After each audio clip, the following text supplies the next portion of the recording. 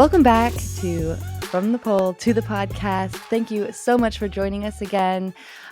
Today, I have a little something that I guess I didn't really think I was going to have to talk about, but I feel like it's definitely needed at this point, and that is abuse, especially domestic abuse.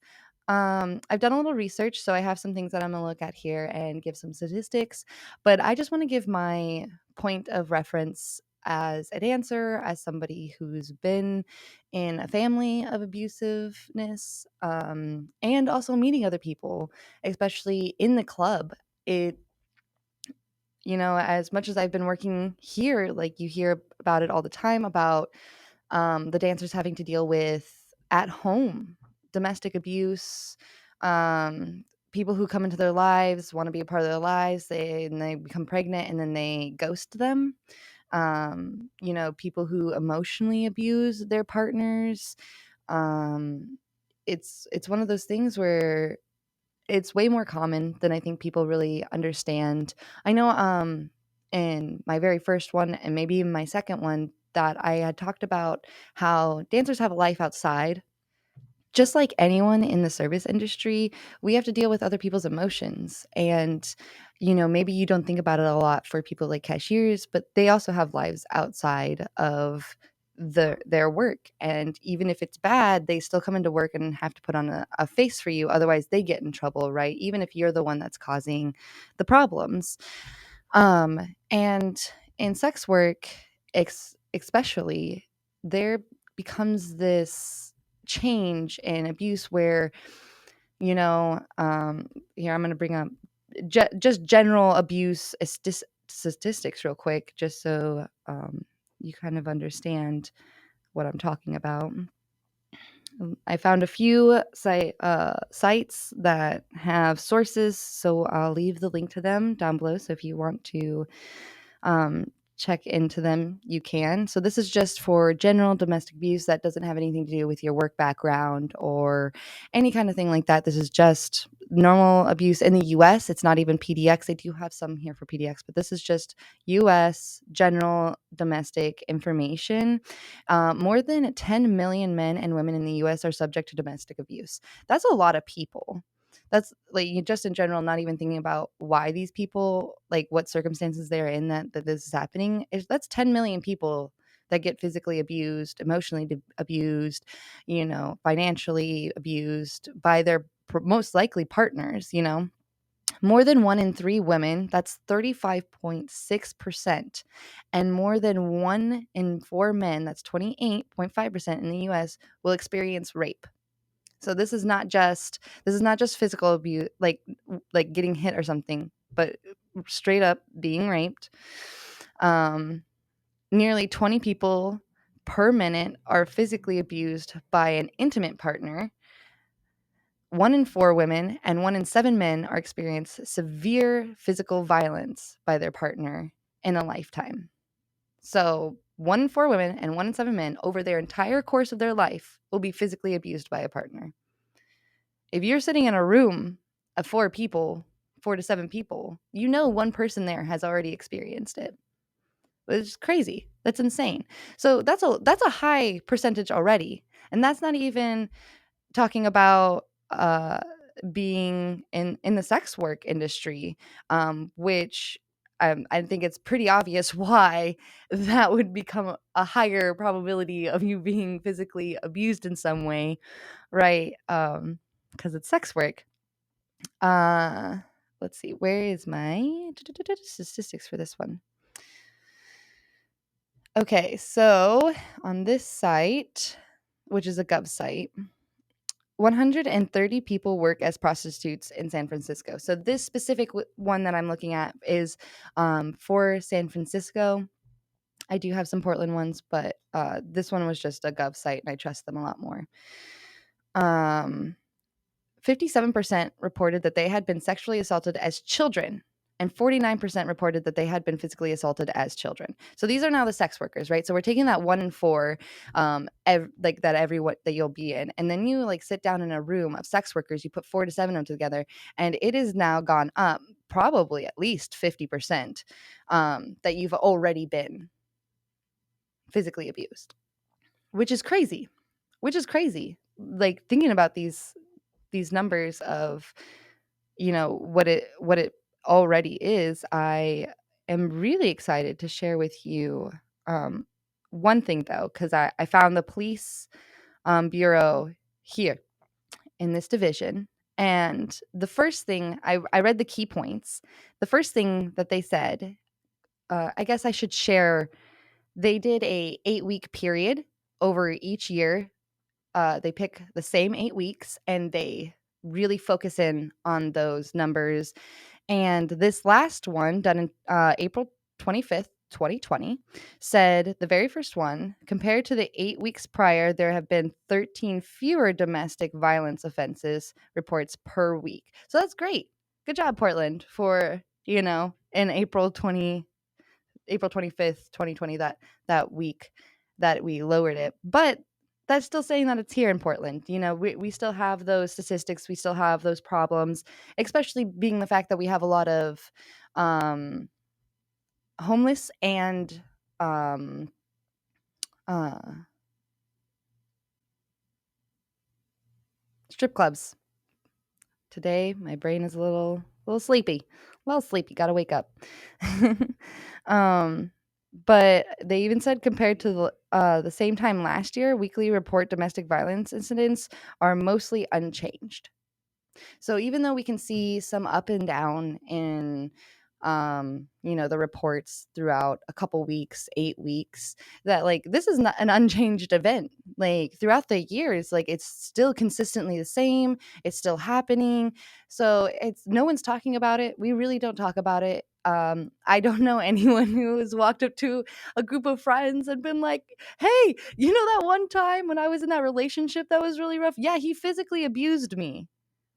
And I never told anyone. Like, no, people don't do that. If you don't tell, you're not going to tell. It's more likely that it's the same thing with rape. You are more likely to not report anything. Most people just do not like to report. And I feel like I got this. I found a report done. It's called Exotic Dancers. I had to download it. But it's like this guy who was talking to dancers. And there was one really good one that I read at the very bottom here, talking about being at the club and just always worrying. You're always just stressed. There's always like something underneath where you're always thinking, is someone going to hit me? Is this the time that I'm going to get physically abused at work? And like, how many jobs is there that you actually have to worry about that? How many people do you think sit at work and think, oh man, is this the day my boss is going to come by and just slap me? No, people don't have to worry about that like that anymore. It's only the sex industry. It's only, strip clubs that we're having to worry about getting physically abused. Let's see. Where did it go? I really liked it, and so I really wish to read it to you. Here we are. All right. So this person said, I mean, I have really good bouncers who like watch the cameras and are active, like paying attention to what is going on, because that has been a really good thing for me to experience. I feel like it's prevalent. It's feel like it prevents a lot of things from happening. Also, don't be a sketchy bouncer and turn a blind eye if you get paid or whatever, because it also gets up the expectations for clients and ruins everyone else's money. I feel like always, always, always, always back the dancer, back the sex worker, like take their side because they are the ones who are victims. And it's true. Like, why would someone who's selling their body for in any way, shape, or form want to get rid of a client? Right? That's your money. That's how you make money, is by having clients. So if you turn in a client or you want to get rid of somebody, it's it it clearly wasn't worth the money. It clearly isn't worth the future money if you're trying to get rid of them. People don't work with people for all different reasons. But like if I was a dancer and I was like, this man tried to finger me in the back and that I told him to stop and he wouldn't like he wouldn't let go of me. Like, I need my bouncer, I need my dancers, I need my bartenders to trust me. Kick this person out, get rid of them, because they're going to not be not just a problem for me, but for anyone else they try and get dances from, anyone else they try to sit down with and talk with. They're going to be doing things. We have that problem all the time in many different ways. Maybe somebody who just comes in and gets drunk too much, and when they're that drunk, they're just a different person. It's why there's alcoholism, right? It's because it changes people and they get addicted to that. So it's like, sometimes we just got to kick people out because they can't handle their alcohol. But sometimes we have to kick people out because they're coming in trying to get people to leave with them, right? Like, we're not your girlfriend. We talked about that. But in another sense, it's also that they want to pay for your time. And you're sitting at work, right? And it kind of makes sense if you're a sex worker. But also, it's still illegal for sex work. If we get caught for any reason, I'm going to jail just for you asking me to go somewhere with you, and maybe even just agreeing. If I agreed, like, there's still a chance that the cops, maybe this guy is like strung up or something, or, maybe he's trying to get out of bail or something. People do that all the time to try, like, prove that they're innocent. Or like get a bigger lead, right? The cops want the biggest lead. So if you can give them more, like, that's what they're going to be looking for. And it's like, you're putting my life at danger when you do that. Not just in the sense that I could go to jail, but also in the fact that if I do come and, you know, I don't know who you are. You're a stranger. No one does really, right? That's like kind of like the problem with sex work, is that there's no safety for me knowing that, like, you're not a murderer, or someone else isn't watching you, or somebody else isn't watching me, and waiting for that moment that, like, I'm alone enough that they can take me. Like, it's happened, it's happening, it's going to continue happening until sex work is legalized, and there's safety protocols put in, just like all other jobs, right? Just like everything else. I mean, I think the biggest thing that happened, that I think is really unfortunate to think about in the past, is when people unionized. Back when everything was being unionized, the biggest group that got left out was sex workers. Like, they're still around. It's just really hard to unionize at this point because it is illegal. You can't do it. So it's like, people have been fighting for those rights. We see it with the abortion laws. Like, people are always fighting for sexual rights in some way, shape, or form. And it's just really unfortunate that we're, like, at this point where people don't understand that, like, all these things are, like, clumping together. It's like, I go to jail, I can get physically abused in jail. I go home back to a partner, I can get physically abused by the partner. I go to work, I can get physically abused at work, emotionally abused in these locations. So it's like, it doesn't matter where you go once you're in the industry. It's like, it's unsafe for you. In fact, when I first started dancing, I had multiple people who used to dance that told me, don't trust the dancers. Well, if I can't trust the dancers, if I can't trust my bouncer, if I can't trust my people coming in that want the service from me, my own partners, the government, who am I supposed to trust? Who are any of the dancers supposed to trust? If we can't trust each other, we can't unionize, we can't group together and protect each other, where are we standing? You go into these clubs and you tell these women, I can appreciate a beautiful body, and you don't see how many times we hear that, and at the same time those exact same people will hurt us. You don't get this luxury anymore. No one gets the luxury anymore of being ignorant, because we have enough resources, enough energy, enough space on the internet for you to figure out the proper ways to be in areas. You have all the things you need to understand how to be kind to someone outside of just learning it from, like, your family. Like, you really should be learning it, but I understand not everyone gets that luxury. But still, if you're going into these clubs, you don't get to treat us like objects. Like, you're not paying hourly to use us. Like, it's all on tips, and even still, you are reluctant to tip. Does that make sense? Like, You know that these things are probably going on. Maybe you don't bring them to the forefront of your brain so you don't actually have to be affected by them, but they're happening. Every dancer that you get a lap dance from has probably dealt with something.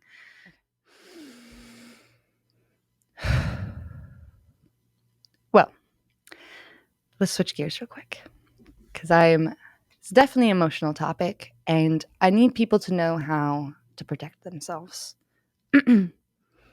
In home with your loved ones, I think it's especially with your partners.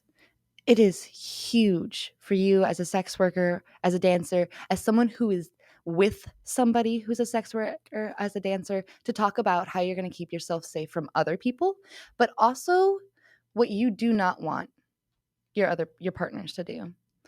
I was very upfront with one of my partners. I told them, one time, grabbed my arm, and I said, "Do not touch me like that and never do that again, or we will not be together."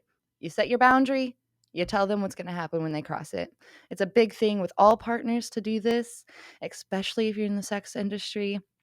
Jealousy is just a thing that happens with people and it's hard to overcome, and it can force you to do terrible things if you are unwilling to face it. And some people just can't, and that's okay, but that doesn't mean you have to stay with them. And you should definitely let your partners know that. On top of that, talking again about how you protect yourself with other people, you should be talking to your partners with this. You need to take pictures of IDs and send them to people, pictures of them. You need to show proof of that you're at somewhere. Text messages is the best way. Sending your location. I always do that. I let people know when I've got there. I try to let people know when I'm heading home. You can forget sometimes. That's okay. Just do your best to let people know where you're at, where you're going, if you change locations, especially if you change locations, because that's happened to me where we've gotten to a place, we've had a drink, the food wasn't looking that great, and he's like, "Let's go somewhere else." I'm like, "All right, where are we going?" He was like, "Oh, there's a place downtown." And I said, "No, what is the name of it?" Because before we even leave, I'm texting someone where we're going. And once we get there, I'm going to let them know that I arrived safely. You have to make sure, I understand that there's some people that I trust a lot more with taking me out on a date or, meeting up to spend some time with them. But that doesn't mean that they're always going to be safe. And that doesn't mean somebody else isn't watching you travel to these places. There are stalkers. A lot of people have problem with stalkers, especially women in strip clubs. People get infatuated with you and they try and figure out where you live, where else you're going, who you're with. And eventually some people take it too far and they try and take you or, approach you about it. And if people know where you were, who you were last with and where you were going, it will be a lot faster for like not only police, but also for your people that love you to be able to report that you're missing sooner. Because if people don't know, then no one knows when you went missing. And they need to know that information. That's very important. I know I'm kind of talking about like it's going to happen, but as we saw with the abuse, it is a high chance. You have a high chance in the sex industry to be harmed. So act like it's going to happen. You need to. There's one person I was talking about meeting with them, and the price wasn't quite hitting where I wanted. The thing is you don't really want to be upset with these people or make them seem like, you're for sure going to do it, or there needs you can't show them that you want more money or less money. If you tell them how much and they try and lower it, just say okay and keep talking about something. Don't agree to it. Just say, all right, that's what you want. Like don't agree to it. Just let them believe that like that's what you're going to agree to, and then leave, block them, make sure like tell them that you don't want to see them again. Whatever you have to do, let other people know about them.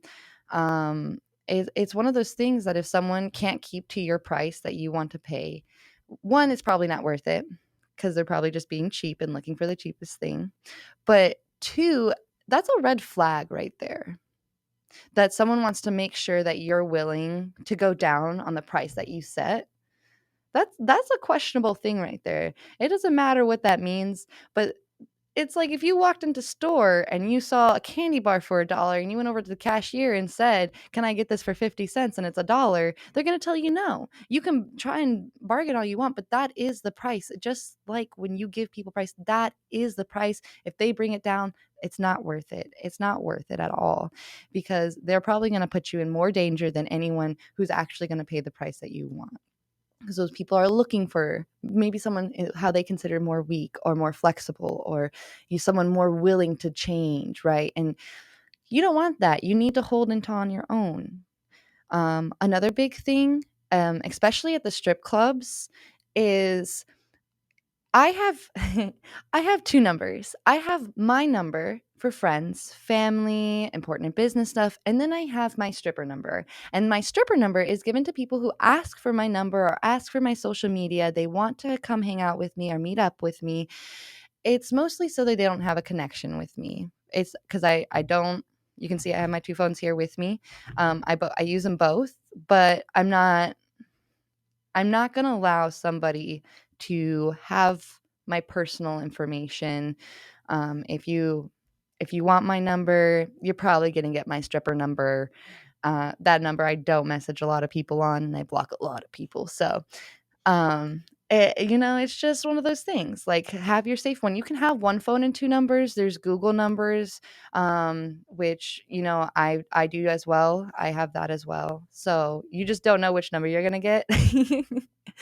um, so just make sure you have a way to give someone something. I know a lot of radios. If you listen to them, they'll have like you got like um the wrong number. I don't know which. It's like 95.5. They have one where they like you give them the number and it's like they can call it and text it, and they'll read like the calls and like play the messages, and it's really funny. So if you could get one of those, do that. Just something to be able to give them. It's better to give something out, even if it's fake, even if it's not real.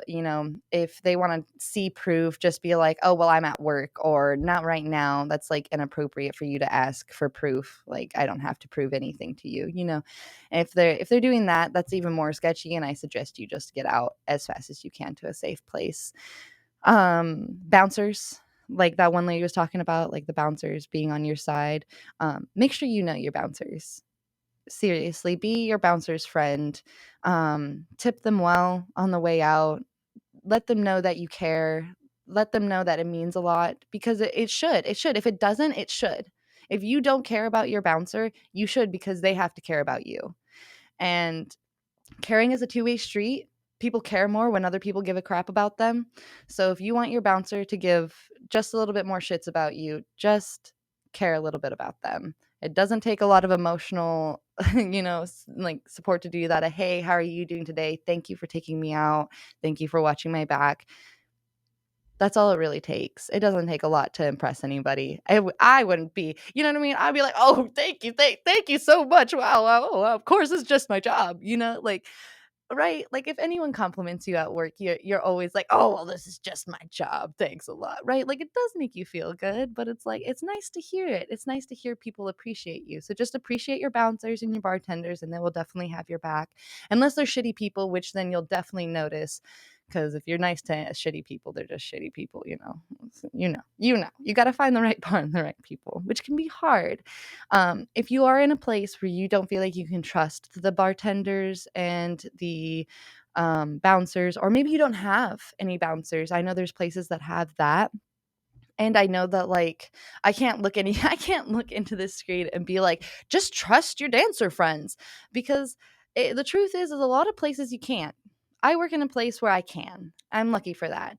But not a lot of places are like that. I've heard a lot of horror stories. I'm a lucky person that has not had to deal with that, because I'm a meticulous person and I found my place. You know what I mean? I really searched for bars before I picked one. So if you really feel like you can't trust anyone, do the text messaging thing over and over and over again. Message people when you're going to work. Let them know when something crappy happens. You need some form of proof. If you can take pictures or videos at the time of something really shitty going on, that would be great. Honestly, just leave the bar.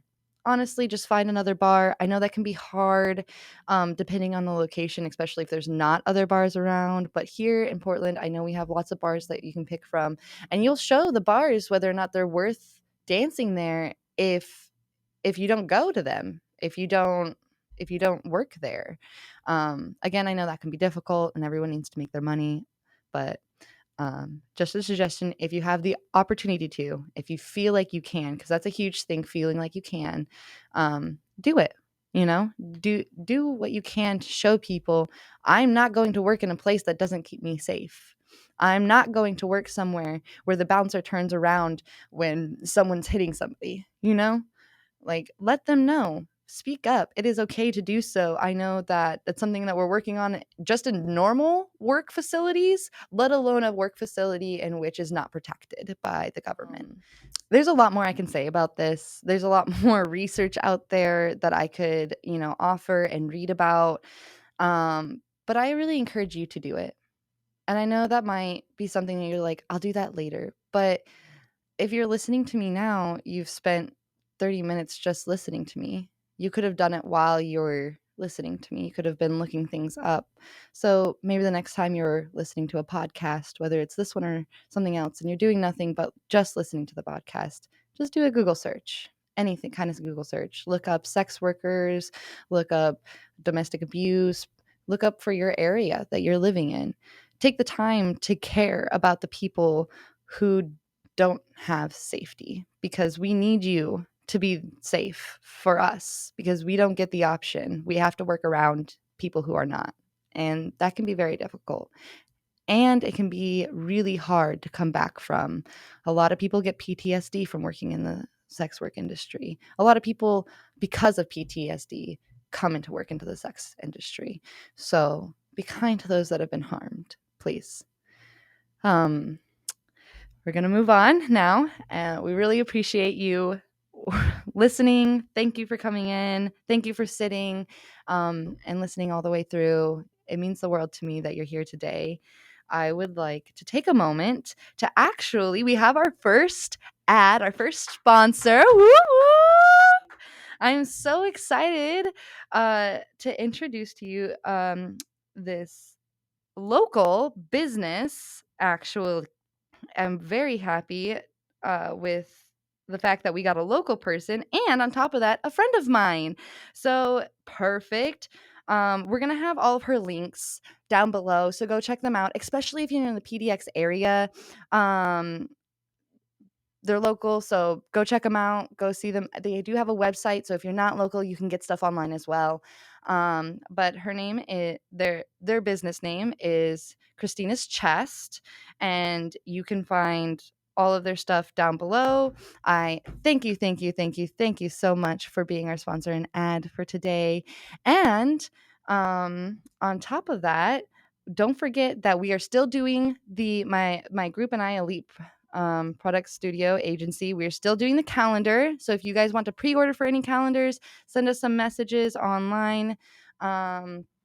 And we are also looking for sponsors and ads to put on our calendar. So if you are somebody who would like your business on our calendars, send us a message. And we are still looking for a couple more sponsors and ads for this podcast. So if you would like to do that as well, please come. Christina's Chest, thank you so much for being our very first. We appreciate you and love you. So thank you. Go check them out, guys. Don't forget to share, like, and subscribe. Comment. What would you like us to talk about next? Look for us every week where you can find us on talkcastpdx.com. And that's where you can watch and listen, or you can find us on any other places where you listen to podcasts. Thank you so much, guys. And until next time, I'll see you later, freaks.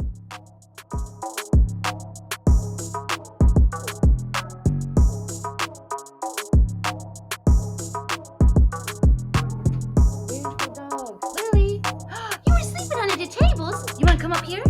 Okay. On today's doggy news, we have snacks. Are they or are they not just the best delicious thing ever?